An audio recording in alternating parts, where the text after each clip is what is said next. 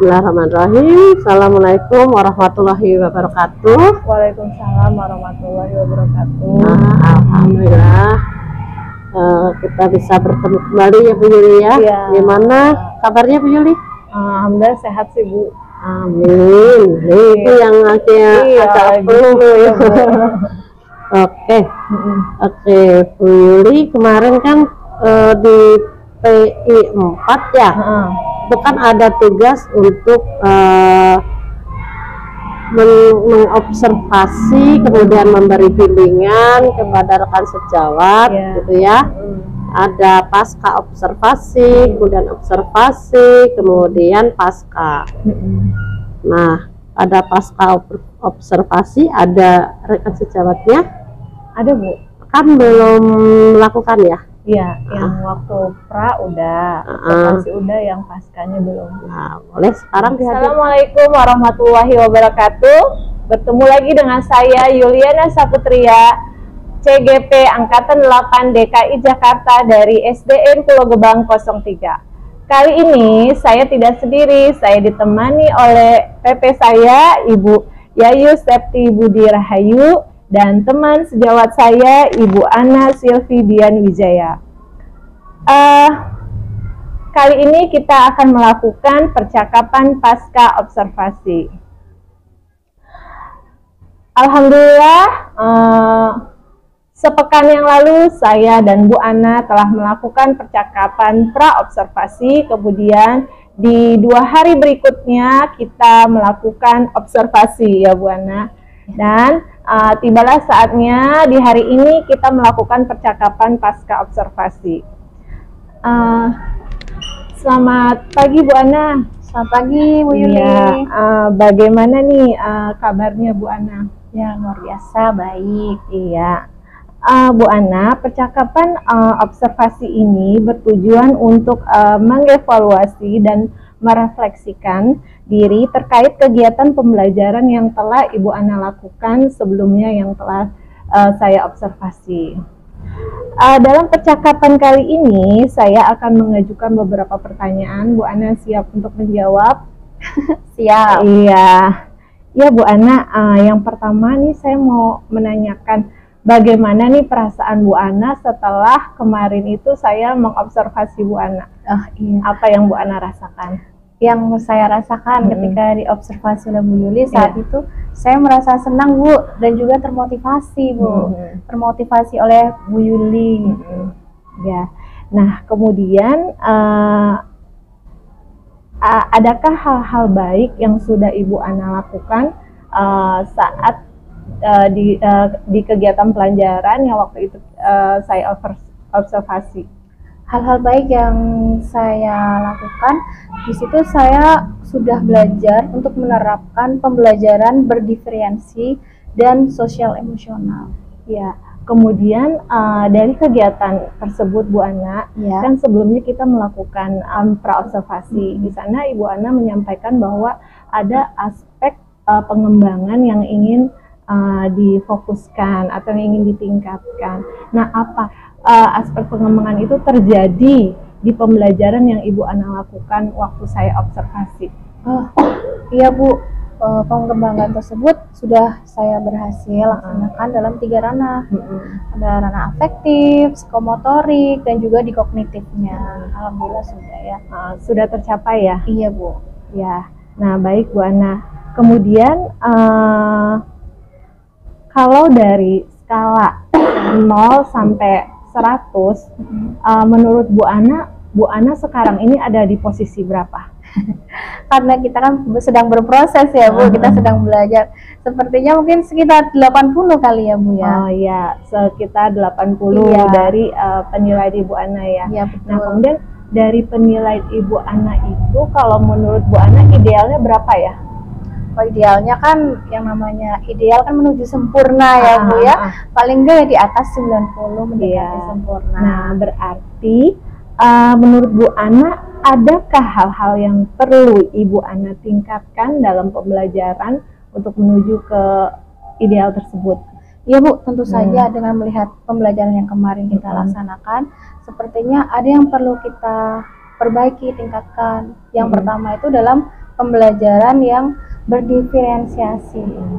Kedepannya sepertinya saya ingin mengembangkan produknya itu menyesuaikan dengan kebutuhan siswa dan kemampuan siswa. Misalnya pada saat presentasi, ada yang mempresentasikan hasil kerjanya dengan bernyanyi, atau sosiodrama, atau dengan pemaparan. Berarti adanya variasi produk ya Bu Ana? Iya, yang diferensiasi. Kemudian ada lagi nggak hal yang perlu Bu Ana tingkatkan kalau melihat dari refleksi yang kemarin, refleksi diri? Melihat yang kemarin ada Bu, terutama bagian sosial emosional. Kan kita lihat nih, anak-anak zaman sekarang itu mereka itu terkadang fokusnya itu pendek, susah untuk fokus ada di dalam kelas gitu Bu. Jadi kita perlu melaksanakan kegiatan untuk menghadirkan mereka mindfulness untuk di kelas. Jadi dengan cara mungkin saya lebih memperbanyak atau memvariasikan ice breaking dan juga di kelas cara mengolah pernafasan supaya anak itu tenang dan juga bisa menerima pengetahuan dan pembelajaran pada hari itu. Begitu Bu Yuli. Wah, sepertinya nanti akan menjadi kegiatan yang lebih menyenangkan lagi ya Bu Ana ya. Iya, harapannya ya. Tindak-tindakan yang akan Bu Ana lakukan yaitu tadi salah satunya membuat variasi produk, ada pembelajaran diferensiasi, kemudian juga melakukan pembelajaran sosial emosional dengan melakukan mindfulness seperti variasi ice breaking dan lain sebagainya ya Bu Ana ya. Iya, betul. Semoga nanti itu bisa menjadikan pembelajaran di kelas Bu Ana lebih baik lagi ya Bu Ana ya. Iya. Nah, kemudian Bu Ana terkait dengan apa aksi yang tadi telah Bu Ana sampaikan, kira-kira itu Bu Ana untuk pelaksanaannya kapan ya? Saya ingin melaksanakannya di tema yang baru ini Bu, di tema 4 karena materinya kan sudah berbeda. Nanti akan saya coba terangkan di tema 4 ini mengenai makanan sehat. Oh, makanan sehat. Berarti masih berkesinambungan ya Bu Ana dengan tema yang ketiga ya. Iya, nah, oke Bu Ana, semoga nanti bisa terlaksana ya Bu Ana. Amin. Kemudian komitmen apa nih yang Bu Ana buat untuk hal ini? Saya itu setiap pembelajaran itu berkomitmen Bu untuk bisa melaksanakan proses pembelajaran yang bisa mencapai tujuan pembelajaran yang direncanakan. Oh ya, berarti tujuan yang hendak dicapai itu harus terlaksana ya Bu Ana. Iya. Nah, kemudian siapa yang akan membantu Bu Ana untuk mengingatkan komitmen Bu Ana ini? Biasanya sih kita saling berdiskusi dengan sesama rekan sejawat ya Bu. Apabila ada kendala kan kita berdiskusi untuk bisa menyelesaikan permasalahan kita. Iya, ya sangat luar biasa sekali ya Bu Ana ya. Saya rasa ini pertanyaan terakhir ya Bu Ana. Iya Bu Yuli. Sekarang setelah kita melakukan percakapan pasca observasi ini, kira-kira perasaan apa yang Bu Ana rasakan? Perasaan yang sekarang ya. Saya merasa semakin senang dan semakin termotivasi Bu untuk menjadi pribadi pengajar yang lebih baik lagi.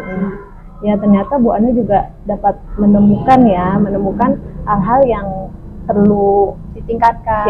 Ya, saya juga bisa mendapatkan solusi-solusi dari permasalahan yang saya hadapi kemarin, sehingga bisa memperbaikinya di pembelajaran berikutnya. Ya, luar biasa sekali Bu Ana. Terima kasih Bu Ana untuk sesi pasca observasi kita hari ini. Mohon maaf nih sudah mengganggu jadwal Bu Ana gitu. Nggak apa-apa Bu Yuli. Semoga kedepannya berjalan lebih lancar lagi ya Bu Ana, dan apa yang kita lakukan, usaha-usaha yang kita lakukan sekecil apapun itu akan berdampak untuk murid kita, untuk kemajuan anak murid kita. Ya Bu, bagaimana Bu Yayu? Bu Ana sudah membantu Bu Yuli dalam melaksanakan tugas untuk mendampingi membuat RPP yang berdiferensiasi, KSE dan budaya positif ya, untuk tugas-tugas Bu Yuli ya, untuk mendampingi rekan sejawatnya dalam pembuatan RPP tersebut ya. Nah, kemudian Bu Yuli juga sudah melakukan praobservasi kepada Bu Ana, melakukan observasi atau kunjungan ke kelas ya, bahkan sekarang sudah melaksanakan pasca observasi. Nah, itu sangat membantu Bu Yuli ya, untuk menyelesaikan tugas-tugasnya. Oke, terima kasih ya Bu Ana ya. Demikianlah percakapan pasca observasi hari ini. Saya ucapkan terima kasih kepada Ibu Yayu selaku PP dan Ibu Ana selaku teman sejawat saya yang sudah saya observasi. Wassalamualaikum warahmatullahi wabarakatuh. Waalaikumsalam warahmatullahi wabarakatuh. Tadi sudah melaksanakan pasca observasi, di mana Bu Yuli sudah menerapkan membimbing rekan sejawat dalam penyusunan RPP, kemudian dilaksanakan dengan praobservasi, observasi, dan pasca observasi yang tadi sudah barusan dilaksanakan ya Bu Yuli ya. Oke, kemudian hasil observasi pembelajaran rekan sejawat ada Bu, ini udah hasil observasinya. Ini dibacakan apa gimana Bu? Boleh. Ini yang pasca. Pasca yang tadi ya? Pra. Ini yang pra. Ini yang hasil observasi. Hasil observasi. Ini yang. Kemudian ini pasca. apa nih, pasca yang barusan ya? Oke. Terus kemudian ini pengembangan diri. Pengembangan diri dari Bu Ana. Sama ini yang refleksi coaching tapi baru separuh karena tadi kan pascanya belum selesai, cuma baru ini aja. Oke, coba hasilnya yang mana? Yang hasil observasi. Iya. Dibacakan ya, boleh. Ya.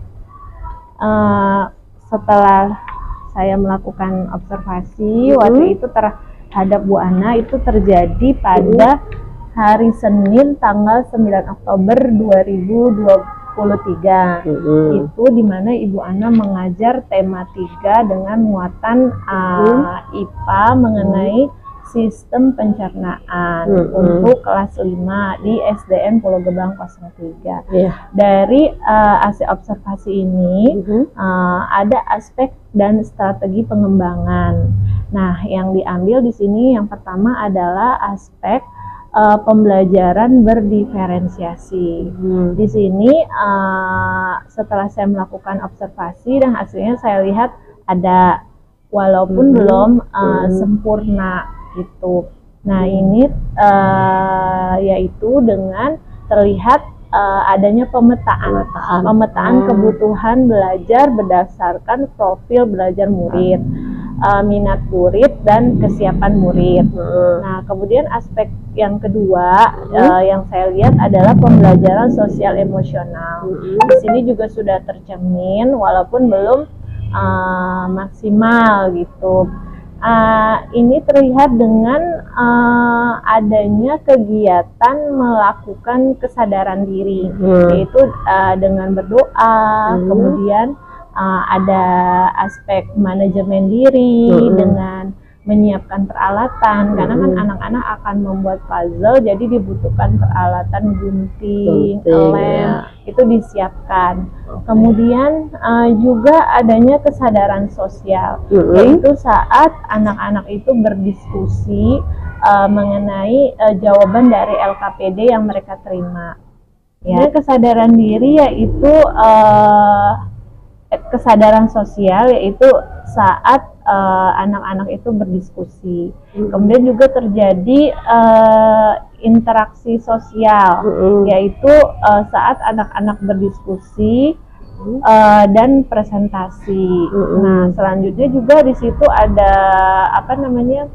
keputusan yang bertanggung jawab. Jadi di sana Ibu Ana itu selalu mengarahkan untuk membuat kesepakatan siapa yang menjadi ketua.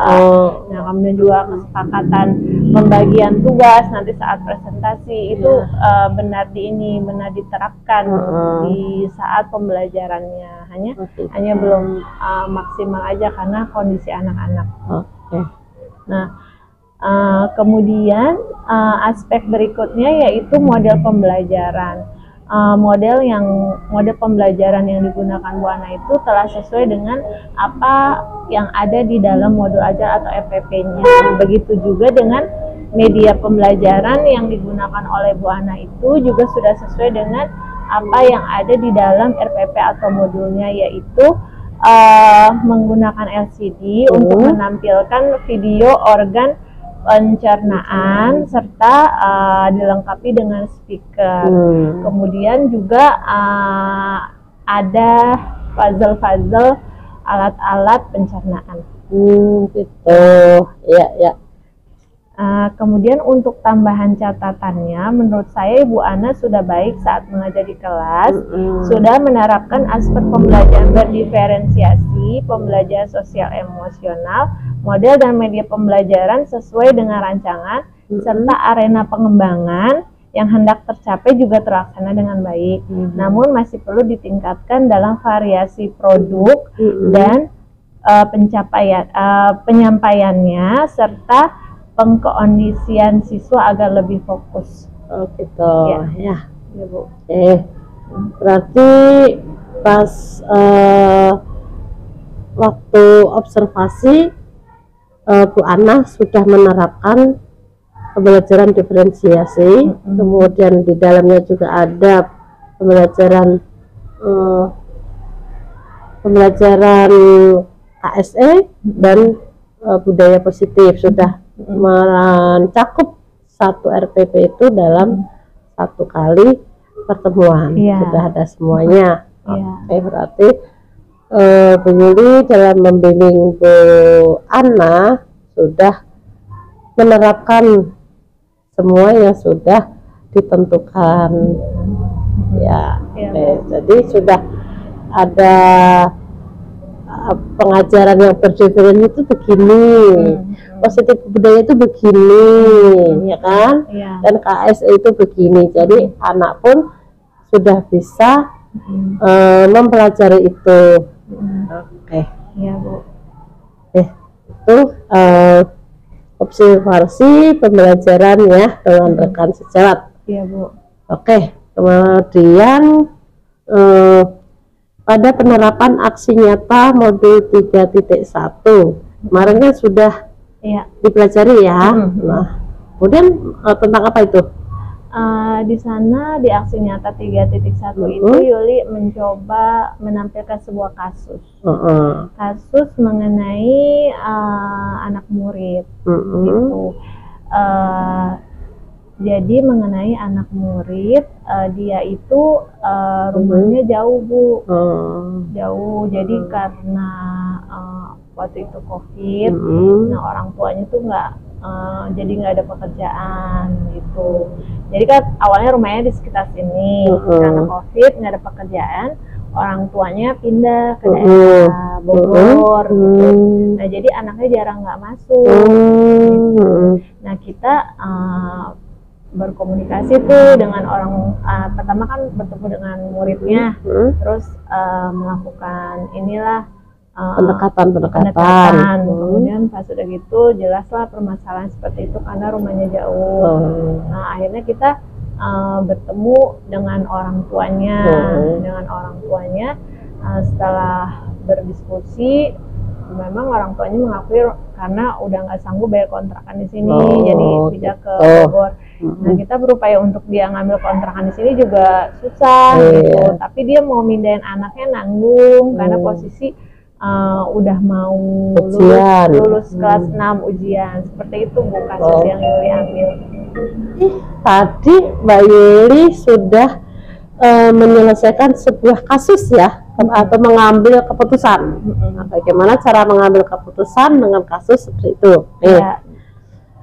Berdasarkan pemetaan yang Mbak Bu Yuli lakukan, bagaimana hal tersebut mempengaruhi proses pengambilan keputusan yang dilakukan Bu Yuli seperti tadi ya, ada kasus itu bagaimana? Jadi kalau kan di modul 3.1 itu Yuli belajar tentang prinsip pengambilan keputusan. Mana prinsip pengambilan keputusan itu kan ada 3, yaitu berbasis hasil akhir, kemudian berbasis peraturan, dan juga berbasis rasa peduli. Mungkin di kasus tersebut Yuli lebih ke berbasis rasa peduli. Jadi walaupun alhamdulillahnya sih anaknya semangat belajar, walaupun dia absennya jadi agak banyak karena lokasi rumah yang jauh, kemudian apa namanya, mungkin biaya transportasinya gitu, kemudian pekerjaan orang tuanya yang nggak menetap gitu. Jadi di situ ada rasa dilemanya gitu Bu. Kalau ikutin peraturan sebenarnya anak itu nggak boleh ikut ujian karena kan absennya terlalu banyak. Tapi karena ngelihat dia semangat belajar dan memang latar belakang keluarga yang seperti itu, ini Yuli mengambil prinsip yang itu karena rasa peduli. Tadi ada pengambilan rasa peduli, kemudian berbasis peraturan dan juga berbasis hasil akhir. Nah, kemudian Yuli juga melihat dari 4 paradigma pengambilan keputusan. Kan ada 4 paradigma, yaitu individual lawan kelompok, kemudian ada rasa keadilan lawan rasa kasihan, kemudian ada kebenaran lawan kesetiaan, dan juga jangka pendek dengan jangka jauh. Dari keempat paradigma ini Yuli tetapkan itu Yuli mengambil rasa keadilan dengan rasa kasihan. Gitu. Sebenarnya kan jadi nggak adil dengan yang lain karena tidak memenuhi peraturan, tapi melihat rasa kasihannya itu karena akan memberikan dampak jangka pendek dengan jangka panjang. Kalau misalkan dia nggak boleh ujian, kan kasihan nanti dia jadi malah putus sekolah gitu. Jadi kita izinkan aja supaya dia ikut ujian sehingga dia punya jangka panjang ke depannya dia gitu. Nah, kemudian dari selain itu juga melihat 9 langkah pengambilan keputusan. Yang meliputi itu pertama melihat nilai-nilai yang saling bertentangan, kemudian menentukan siapa yang terlibat. Nah, kemarin itu yang terlibat adalah guru, wali kelas, kemudian anak muridnya, orang tuanya, dan Yuli selalu berkoordinasi dengan kepala sekolah. Gitu. Walaupun kepala sekolah nggak ketemu langsung, tapi kita selalu laporan kepada kepala sekolah.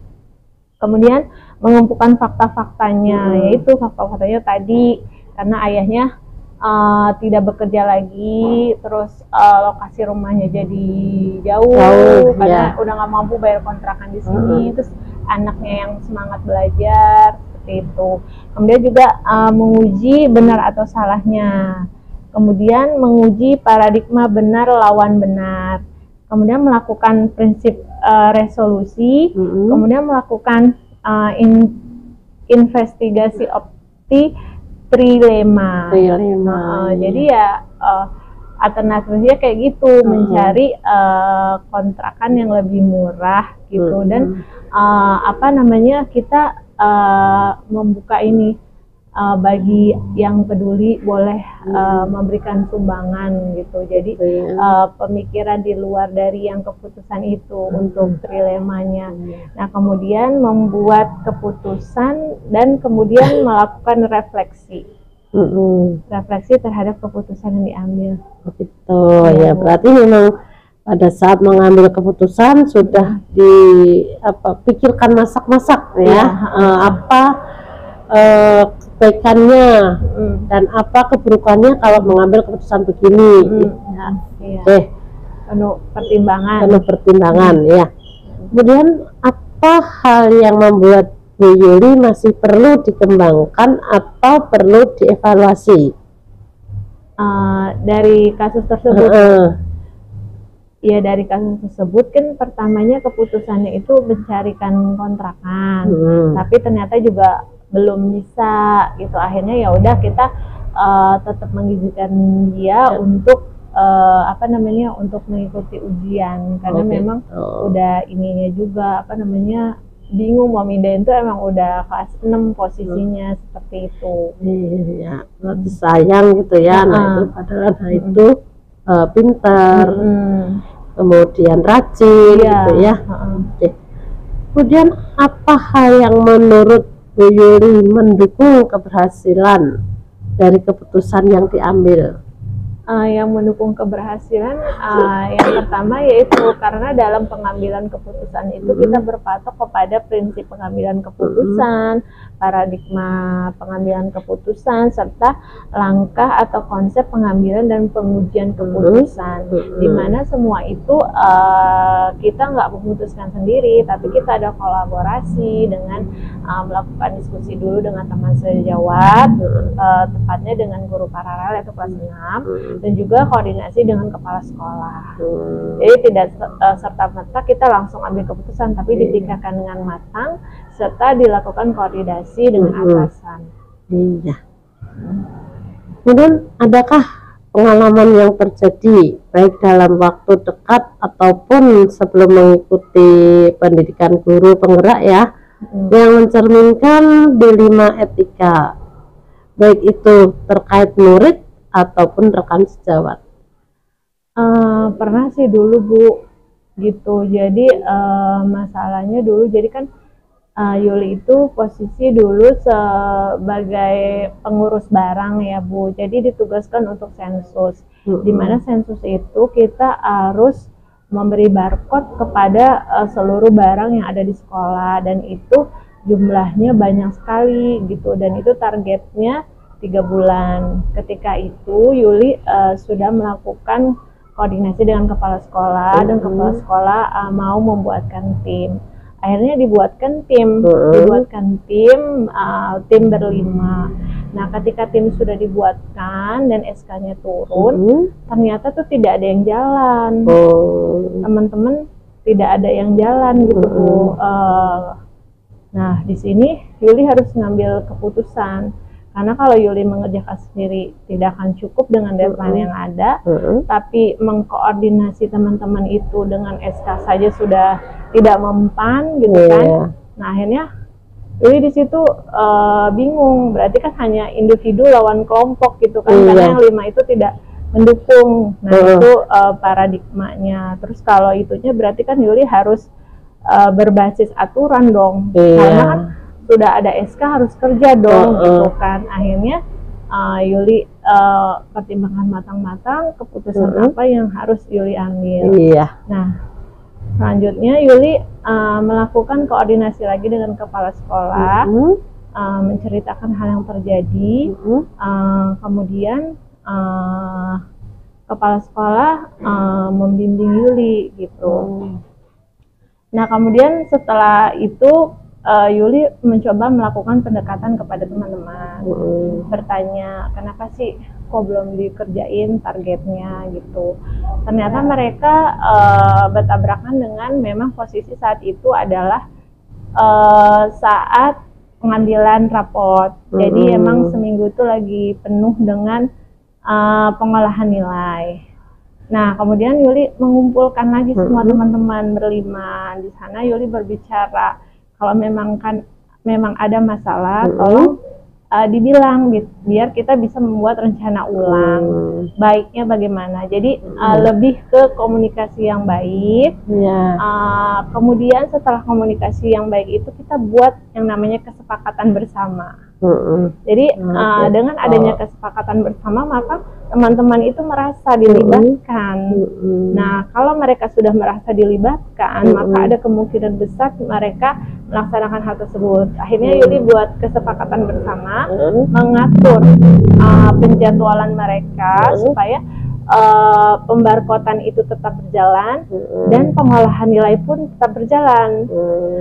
Dengan Yuli tegaskan bahwa ini sudah keputusan dari kepala sekolah, lebih dikuatkan lagi. Akhirnya dengan solusi kesepakatan bersama itu, kegiatan tersebut dapat berjalan. Nah, ya selesailah gitu ya permasalahan.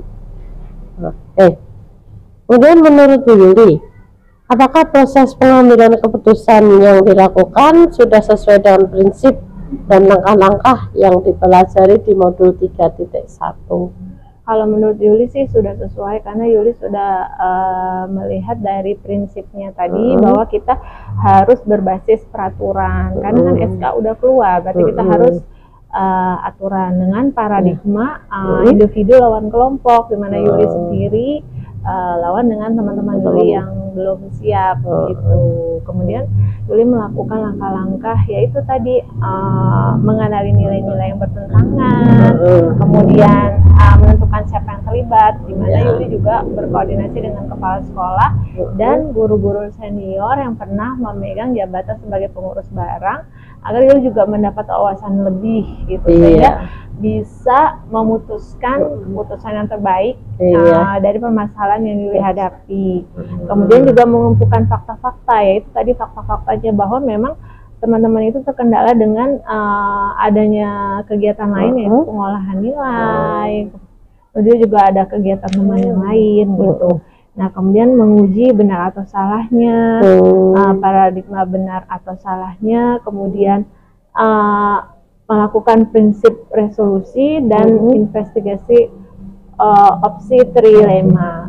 Jadi opsi trilemanya itu Yuli kalau misalkan udah membuat kesepakatan bersama belum berjalan juga gitu, Yuli mau berkoordinasi lagi dengan kepala sekolah agar melakukan pemantauan langsung. Ternyata belum pemantauan langsung.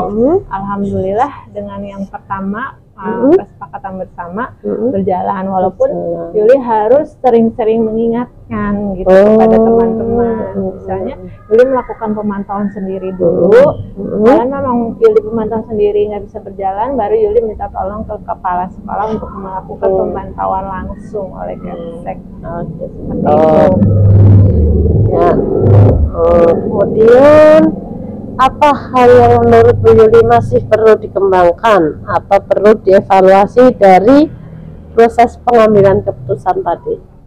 Kalau untuk pengambilan keputusan itu untuk diri Yuli itu yang masih kurang atau perlu ditingkatkan lagi itu yaitu mengenai pengujian benar atau salah. Karena di pengujian benar atau salah ini banyak hal-hal yang diuji, seperti uji legal, uji resulasi, uji intuisi, uji publikasi, dan uji panutan atau idola. Jadi ketika Yuli mengambil keputusan ternyata nggak bisa semuanya itu belum terlaksana gitu, hanya sebagian aja, mungkin kayak uji idola ada, kemudian uji legal ada, tapi uji yang lainnya itu masih belum bisa Yuli lakukan gitu.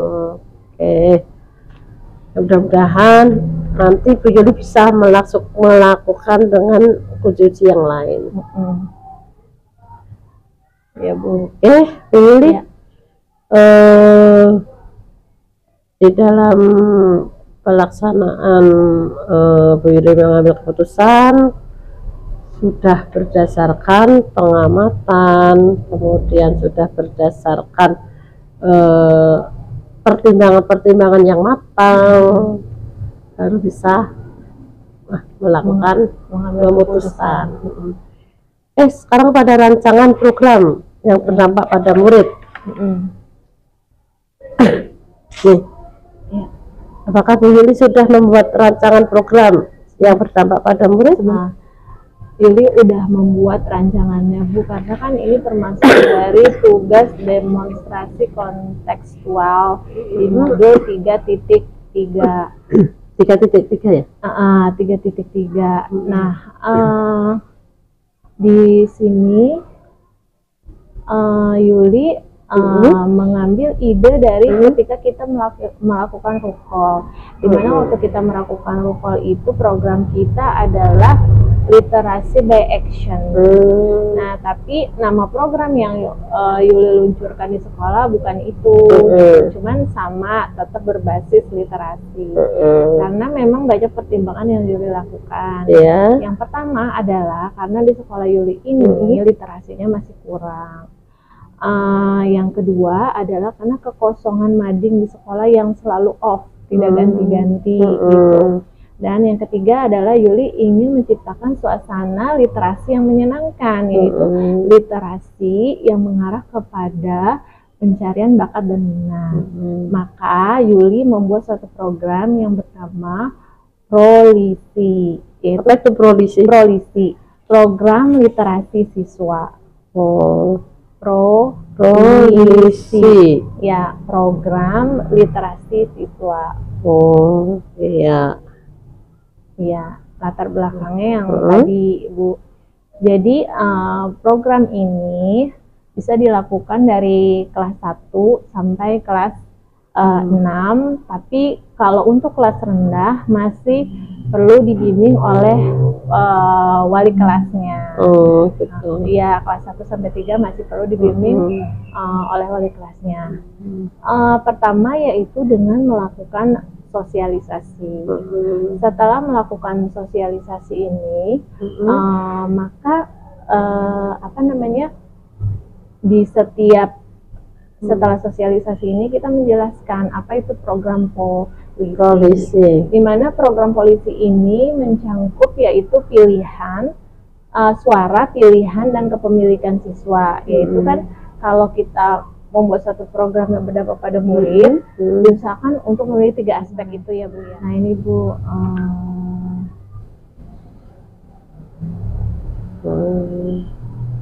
dari tujuan pembelajaran. Iya. Nah, tujuan pembelajarannya kan CGP dapat mengembangkan ide dari ruang kolaborasi yang tadi udah Yuli jelaskan menjadi sebuah prakarsa perubahan dalam bentuk rencana program atau kegiatan yang memanfaatkan model manajemen perubahan Bagja.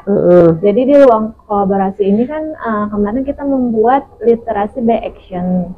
Tapi di sini Yuli tetap mengambil ide literasi, tapi nama programnya berbeda karena yang di ruang kolaborasi itu hanya bisa digunakan untuk kelas tinggi 4, 5, 6. Jadi ngajar kelas 1 ya.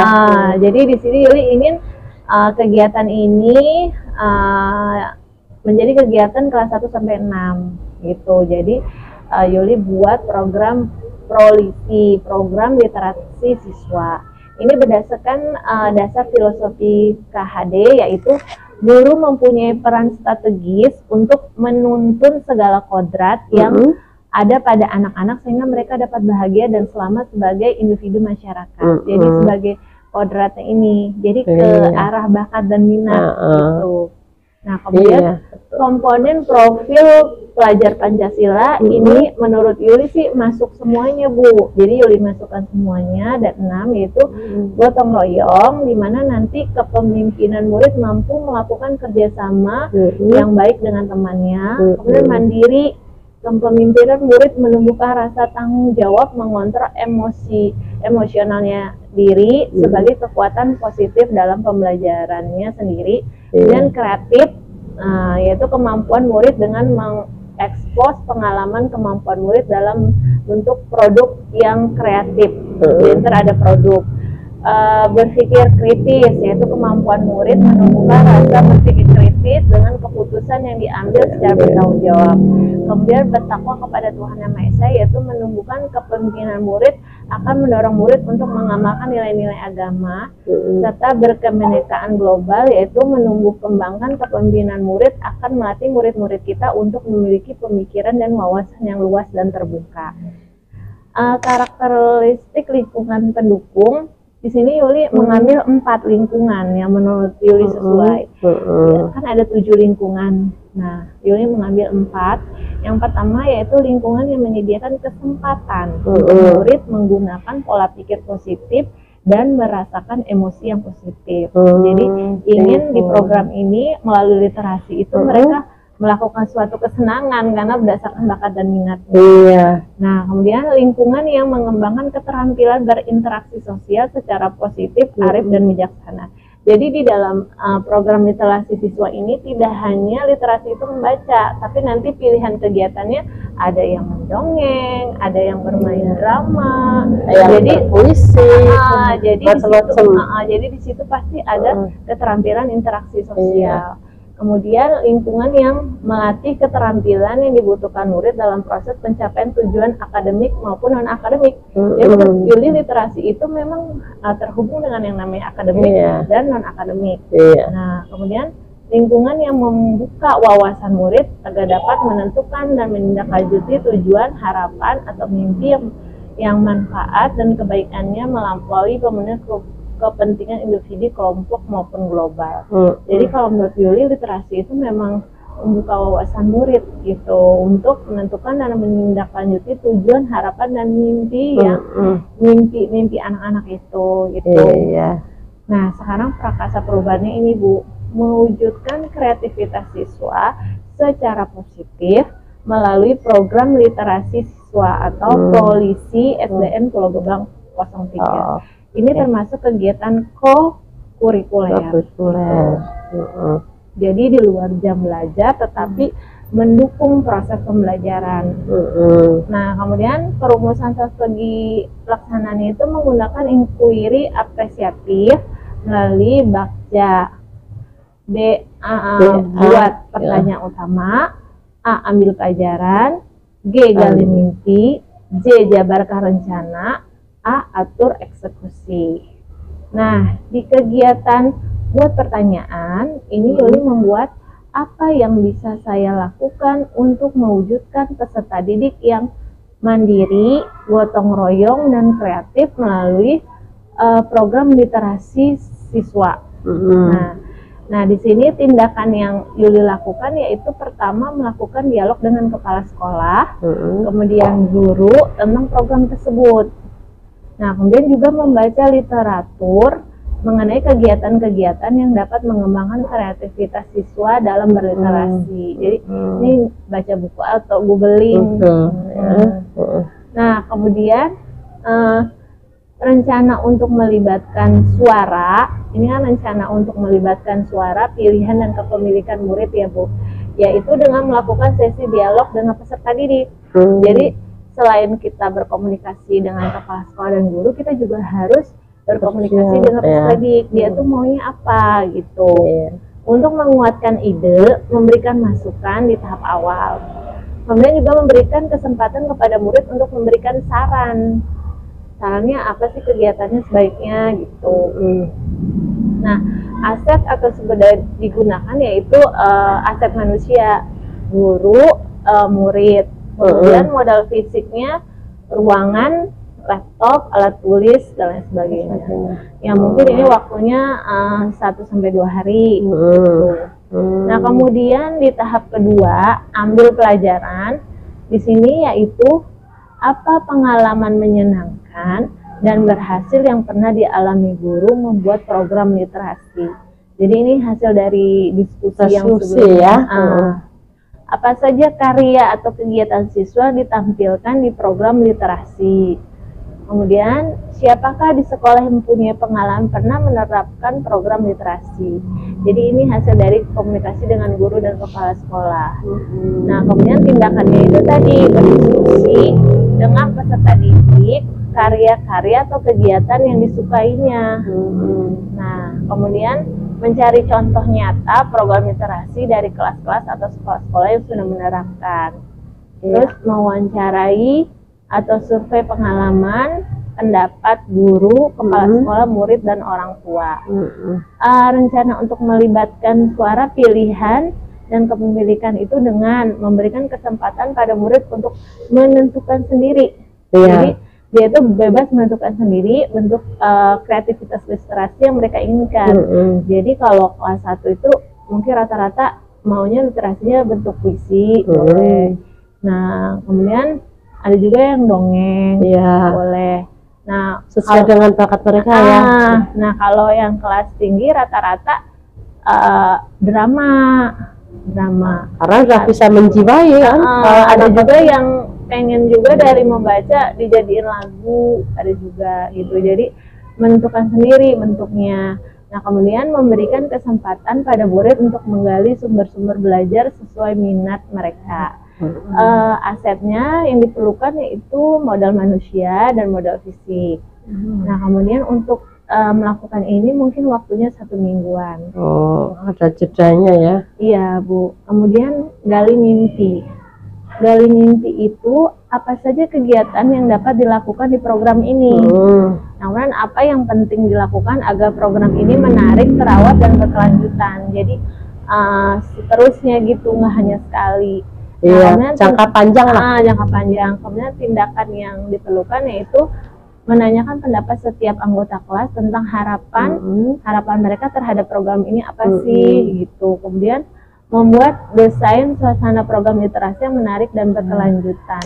Nah, kemudian rencana melibatkan suara, pilihan, dan kepemilikan yaitu membuat kuesioner atau angket sederhana untuk siswa tentang impian mereka. Jadi membuat mimpi dulu. Kemudian mengkoordinasikan lingkungan fisik yang mendukung kepemilikannya. Misalkan menggunakan papan pengumuman untuk menampilkan hasil karya siswa atau kegiatan yang akan dilakukan atau ruangan yang display hasil karya siswa. Jadi setelah sosialisasi ini nanti masing-masing kelas menentukan mereka mau berliterasi dalam bentuk apa. Nah setelah itu guru membimbing siswa membuat brosurnya Bu. Jadi ditawarkan dulu ya? Ditawarkan dulu, terus guru membimbing siswa untuk membuat brosurnya yang dipajang di mading. Karena kan mading kan kosong tuh, di mading. Minggu depan ternyata kelas ini mau tampil ini brosurnya gitu. Jadi mereka persiapan 2 minggu gitu. Jadi bentuk kegiatannya itu bervariasi, tapi ada publikasinya di mading itu, di papan pengumuman gitu, seperti itu. Nah, kemudian aset atau perbuatan yang digunakan adalah modal manusia, modal fisik, dan juga modal lingkungan alam. Ya bisa juga mereka nanti tampil di pendopo atau di aula seperti itu. Yang penting dia sudah mengekspresikan bakatnya, gitu ya. Kemudian jabarkan rencana, yaitu apa langkah-langkah untuk menyiapkan program literasi siswa yang diimpikan. Kemudian berapa lama target untuk menyiapkan program. Kemudian bagaimana pengaturan ruangan atau program literasi tetap menarik, terawat, dan berkelanjutan. Nah, tindakan yang diperlukan untuk mendapatkan jawaban yaitu menyampaikan visi dan tujuan yang akan dicapai kepada murid, orang tua, dan kepala sekolah. Jadi ini sosialisasi ya Bu, dan juga berkolaborasi untuk mendukung program yang akan dilakukan. Kemudian membuat capaian yang realistik untuk setiap minggunya. Ini yang tadi kelas ini mau tampil apa gitu, jadi dibuat capaiannya. Kemudian menyusun aturan yang boleh dilakukan dan tidak boleh dilakukan agar program literasi tetap menarik, terawat, dan berkelanjutan. Kemudian rencana untuk melibatkan suara, pilihan, dan kepemilikan yaitu memberikan kesempatan pada murid untuk menentukan jenis kreativitas atau produk atau kegiatan yang akan ditampilkan di program literasi sekolah. Kemudian aspek atau kekuatan yang digunakan yaitu modal manusia, modal fisik, modal finansial yaitu yang tadi butuh karton atau apa itu dari BOS BOP. Kemudian modal sosial juga, komunitas sekolah. Jadi orang tua boleh membantu kalau sekiranya diperlukan dalam bentuk kreativitas tersebut. Nah, kemudian yang terakhir yaitu atur eksekusi. Nah, itu pertanyaannya adalah bagaimana mengukur kemajuan terhadap tahapan dari program yang dijalankan. Kemudian siapa saja yang akan terlibat dalam mewujudkan program ini. Kemudian apa saja peran yang dibutuhkan dan siapa yang mengisi peran tersebut. Siapa penanggung jawabnya, monitoringnya. Terus kapan program dilaksanakan. Nah, kemudian tindakan yang dilakukan yaitu melakukan refleksi dan evaluasi bersama rekan sejawat, menyusun tim kerja yang melibatkan kepala sekolah, guru, rekan sejawat, dan murid. Jadi kita bikin panitianya mungkin gitu ya Bu, dan penanggung jawabnya. Kemudian menyusun deskripsi tugas tim kerja, terus guru kelas selaku penanggung jawab program memberikan laporan kepada kepala sekolah ini untuk menjaga kesinambungannya. Kemudian menyusun jadwal, evaluasi, dan refleksi kegiatan. Nah, terus rencana untuk melibatkan suara, pilihan, dan kepemilikan yaitu dengan membuat jadwal untuk setiap kelas, mengkoordinasikan kondisi lingkungan fisik yang mendukung. Jadi prepare ini ya, kalau misalkan kegiatannya mau nampil, ininya disiapin, disapu dulu aulanya tentunya gitu Bu. Kalau lah gitu ya. Nah, aset kekuatannya yaitu ada modal manusia, sekolah, guru, murid, modal fisik, ruang kelas, papan pengumuman, modal lingkungan. Ini waktunya 2 minggu. Gitu. Nah, ini penjelasan mengenai program tersebut. Ini yang Yuli ceritain tadi, Bu. Porlis tadi ya. Program literasi siswa. Ya, merupakan kegiatan kurikuler yang bertujuan untuk mengembangkan kreativitas siswa dalam berliterasi. Program ini dilatar belakangi karena masih rendahnya kemampuan literasi siswa, dibuktikan dari rendahnya minat membaca siswa di sekolah serta kosongnya mading majalah dinding sekolah. Nah, program ini dibuat untuk menghilangkan anggapan bahwa berliterasi adalah hal yang membosankan dan menjenuhkan. Bisa berliterasi susah untuk membaca. Kan anak-anak kan taunya literasi itu membaca. Dengan program ini, berliterasi menjadi kegiatan yang menyenangkan sesuai bakat dan minat. Nah, kemudian gambaran umumnya seperti ini Bu, jenjang kelas, yaitu target kelas 1 sampai dengan 6 SD. Kegiatan dilaksanakan 2 pekan sekali, siang atau sore hari sepulang sekolah. Terdapat sosialisasi, penanggung jawab program, dan guru kelas memfasilitasi. Jadi guru kelas ini harus memfasilitasi gitu. Murid dapat memilih kegiatan literasi yang akan dilakukan oleh setiap kelas yang sudah dijadwalkan terlebih dahulu agar terencana dengan baik. Jadi kalau SD nggak bisa dadakan, harus direncanain kelas ini yang tampil, disiapin brosurnya jadi biar besok banyak yang nonton. Nah, kegiatan literasi yang telah dilaksanakan atau ditampilkan oleh setiap kelas dilaporkan dengan mengisi mading di minggu kedua berikutnya. Jadi di awal dia pasang brosur, setelah dia tampil dia membuat kayak reviewan gitu. Tapi kira-kira anak kelas 1 bisa nggak itu mengikuti? Kan tadi kelas 1 sama 3 masih dibimbing.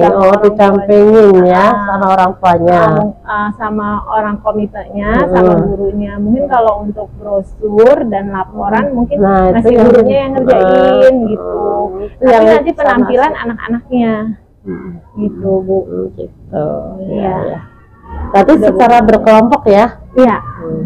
Secara berkelompok. Misalkan karena mau buat visi, misalkan yang mau nih yang minat 3 orang, oke 3 orang tampil gitu. Kalau misalnya setujunya nanti dari pilihan mereka mau bikin kayak nyanyian, yang mau suka nyanyi berapa orang, ada 10-10-nya tampil. Terus kalau ada yang sesuai dengan kemauan dia ya, mau gambar ya silakan, mendongeng boleh gitu. Mendongeng siapa yang minat dongeng, misalkan 1 orang, berarti udah 1 orang mewakili kelasnya gitu. Jadi sesuai dengan suara mereka dulu, maunya apa. Berarti dalam 1 kelas itu kan ada 30 ya, 30 anak. Nah, 30 anak ini membentuk kelompok-kelompok berdasarkan minatnya. Kelompok minat ini ke sini. Tapi nanti yang tampil bergilir, nggak semuanya tampil. Misalnya 2 pekan ini, oke yang kelompok ini dulu, nanti yang 2 pekan lagi kelompok ini gitu. Ya Bu.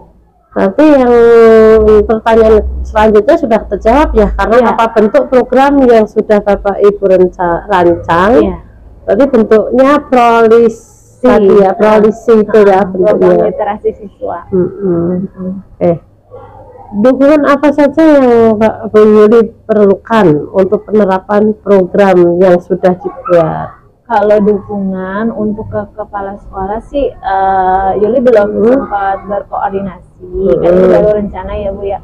Tapi untuk ke teman-teman udah sebagian berbicara, terus sebagian sih bagus ya, mudah-mudahan nanti bisa terlaksana gitu Bu. Amin gitu ya. Kemudian apa yang menjadi tantangan Bu Yuli dalam melaksanakan rancangan program yang sudah dibuat ini? Yang tantangan yang pertama adalah karena kan ini targetnya 1 sekolah ya Bu. Sekolah, jadi dibutuhkan koordinasi dengan wakil kesiswaan yang berhubungan dengan bakat dan minat. Kemudian juga koordinasi dengan guru-guru kelas, karena kan setiap keputusan yang kita ambil gitu. Kalau 100% nanti kepala sekolah merespons setuju, insya Allah jalan gitu. Ketika itu berjalan, kan nggak semua wali kelas mau, karena di sini ada keterlibatan wali kelas yang memfasilitasi gitu. Jadi butuh pendekatan lagi kepada teman-teman yang lain untuk mendorong mereka, memberikan yang terbaik kepada murid agar berdampak untuk keterampilan anak murid. Ayo biar anak-anak juga nggak bosan gitu ya.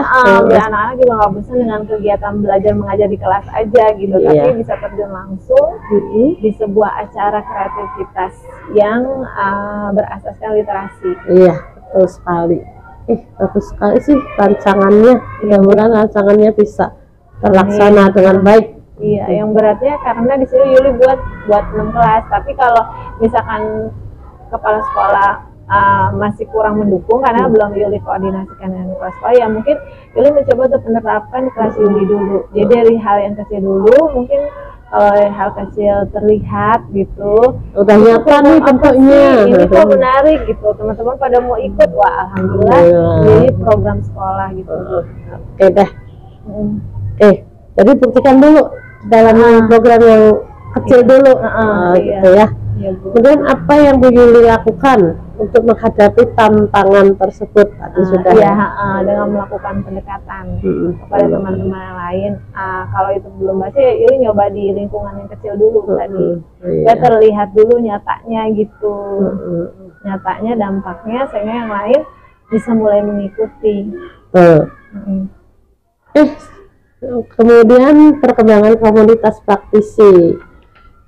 Ini komunitas praktisi sudah kita pelajari ya di Loka 2 ya.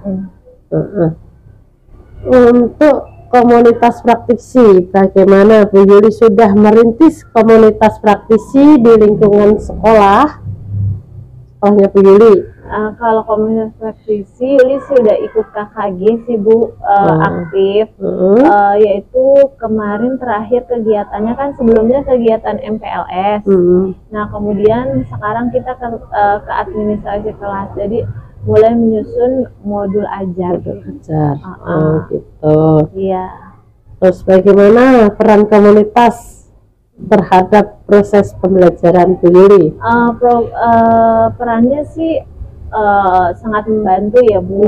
Jadi dari komunitas itu kita bisa sharing, bisa belajar satu sama lain, dan itu juga lingkupnya beberapa sekolah, jadi kita bisa mengetahui kelemahan atau dampak-dampak di sekolah lain. Jadi kita bisa belajar dari mereka juga, sehingga apa yang berat kita sampai pada dialog pasca observasi pembelajaran.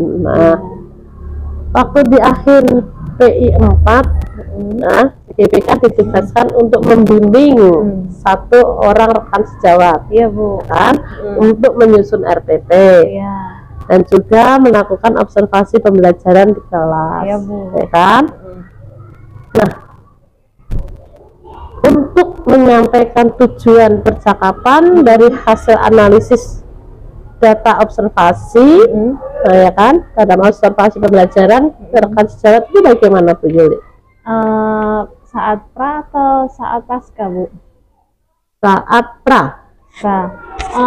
Untuk saat pra itu Yuli menjelaskan bahwa dimana tujuan dari pasca observasi itu yaitu kita untuk melakukan kesiapan diri agar nanti guru yang diobservasi itu lebih percaya diri, lebih siap ketika diobservasi.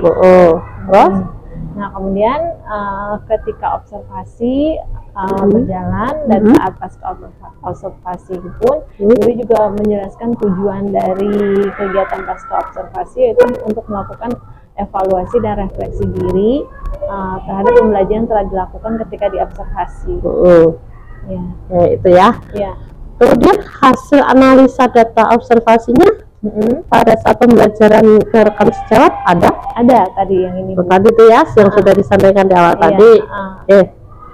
Kemudian pada saat melakukan percakapan umpan balik, dalam percakapan itu CGP menemukan area pengembangan dan perbaikan diri yang hendak dilakukan kepada rekan sejawat. Menemukan Bu, Menemukan. dari hasil pasca observasi tadi, Yuli menemukan area pengembangan yang ingin dikembangkan oleh dari teman Yuli itu tercapai, namun belum 100% sempurna. Jadi perlu hal yang perlu ditingkatkan lagi. Dan teman Yuli itu pun sendiri menemukan hal-hal tersebut, sehingga dia berpikir untuk kedepannya dia melakukan variasi produk terhadap penyampaian presentasi yang ingin dia sampaikan. Jadi anak itu ketika presentasi tidak hanya bercerita saja, tapi bisa melalui puisi, gambar, bermain peran, demonstrasi dan sebagainya. Serta di kegiatan pembelajaran sosial emosional dapat melakukan mindfulness dan variasi dalam ice breaking seperti itu dari solusi yang dia temukan sendiri tadi saat coaching. Saat coaching ya. Oke. Kemudian dicatatkan hasil umpan balik pada catatan percakapan pasca observasi tadi. Semua diisi berdasarkan lembaran yang telah ada di LMS. Oke. Kemudian perencanaan area pengembangan dicatat percakapannya? Dicatat Bu, ada. Oke, ada ya, nih ya. Nanti Ibu minta ya. Iya, nanti bentuk PDF ya Bu. Boleh.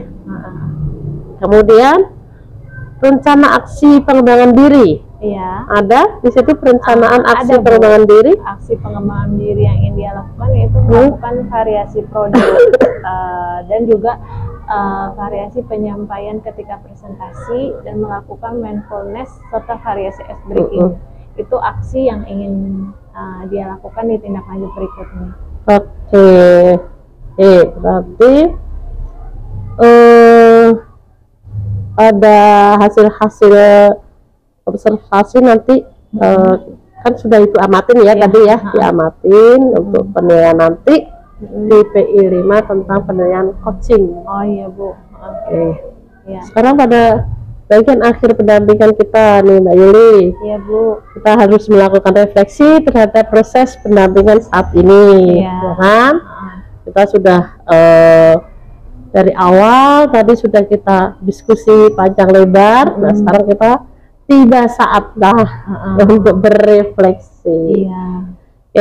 Setelah Bu Yuli menjalani program PGP ini, apa hal yang menurut Bu Yuli paling dikuasai dari materi-materi yang sudah dipraktekkan? Dari selama 6 bulan itu, 6 bulan ini apa pendampingan ini Bu? Selama ini? Selama ini.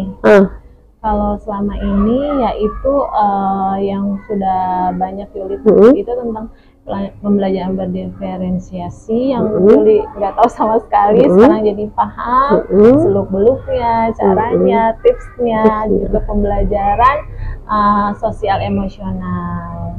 Itu dua materi itu yang paling Yuli kuasai dan membekas gitu ya. Dan menurut Yuli yang perlu banget dikembangkan karena memang posisi Yuli sebagai guru gitu. Jadi itu yang perlu banget dikembangkan ya, diferensiasi dan pembelajaran sosial emosional. Kemudian materi apa yang Bu Yuli rasakan masih membingungkan dan ingin dipelajari lebih dalam? Yang paling membingungkan itu adalah pengambilan keputusan, Bu. Pengambilan keputusan itu yang masih Yuli bingung. Karena kenapa? Karena menurut Yuli keputusan itu banyak yang harus dipikirkan gitu. Jadi terutama keputusan kita buat pun tidak bisa memenuhi semua keinginan gitu. Jadi tantangannya di situ, dan itu yang menurut Yuli perlu Yuli asah lagi pada diri Yuli karena masih terbilang sulit gitu kalau menurut Yuli gitu. Karena kan pengambilan keputusan itu benar-benar kita harus yang sebermanfaatnya gitu, yang benar-benar adil, benar-benar ini gitu. Jadi masih perlu lah Yuli untuk belajar itu. Memang di dalam semua hal berkasus untuk mengambil keputusan itu sangat-sangat berat dan harus teliti banget. Jangan sampai keputusan yang sudah kita ambil itu merugikan, ya kan? Merugikan orang lain kan. Oh iya ya, saya menjadikan orang tersebut begini karena keputusan saya, gitu ya, karena kurang berhati-hati, kurang jeli dalam meneliti sebuah kasus. Nah, oke. Kemudian mengingatkan CGP untuk menyebarkan dalam mengumpulkan dan menginput survei tentang kompetensi guru penggerak. Ya, jadi nanti Bu Yuli tetap harus menginput survei tentang kompetensi guru penggerak feedback 360. Itu mungkin yang di pendamping PI 6 ya? Iya, kan di yang PI 2 sebelumnya udah. Nah, kita nginput lagi di PI 6. Berarti Iya. itu mulai dipersiapkan ya. Iya, betul. Dengan kompetensi guru penggerak yang feedback 360. Nanti perlu di print, Bu. Perlulah buat kita juga sebelum PI 6 ya, yang harus dilakukan CGP. Iya Bu, siap Bu. Kemudian ini pertanyaan apa yang harus dipersiapkan sebelum PI 6? PI terakhir. Iya Bu. Kan Ibu nggak kesini nih, nggak berkunjung-kunjung. Nah, PI terakhir menyebarkan kuesioner survei feedback 360 derajat sesuai peran dan jenjang yang diampu oleh CGP. Iya Bu. Dengan responden kepala sekolah, rekan guru, kemudian dan perwakilan murid CGP 5 orang masing-masing. Iya Bu. Kemudian CGP mengisi self evaluation. Iya. Itu ya. Kita disiapkan. Kemudian Ibu ingatkan lagi CGP untuk melakukan diskusi terkait pemetaan aset atau pelaksanaan sebelum PI 6 dilakukan. Udah sih Bu kalau itu. Udah kan? Diskusi pemetaan aset. Berarti kita itu mengingatkan aja ya, supaya tidak terjadi kosong, kan harus diinput di LMS. Iya, itu kan termasuk aksi nyata 3.2. Oh, gitu. Kemarin udah ada diskusi kecil dengan Kepsek dan rekan-rekan sejawat. Oke deh. Nah, itu aja yang sebelum PI 6 dilakukan, dilaksanakan. Ibu sudah informasikan. Iya Bu. Dan terima kasih. Bu Yuli, masih ada pertanyaan? Udah sih udah jelas. Nanti kalau misalkan kurang jelas bisa WA di grup ya. Oke, sip. Oke, Bu Yuli, terima kasih pada pendampingan hari ini. Sudah kita laksanakan dengan lancar. Kemudian sudah kita bahas semua materi, kita diskusikan dengan gamblang. Mudah-mudahan akan menambah ilmu kita ya.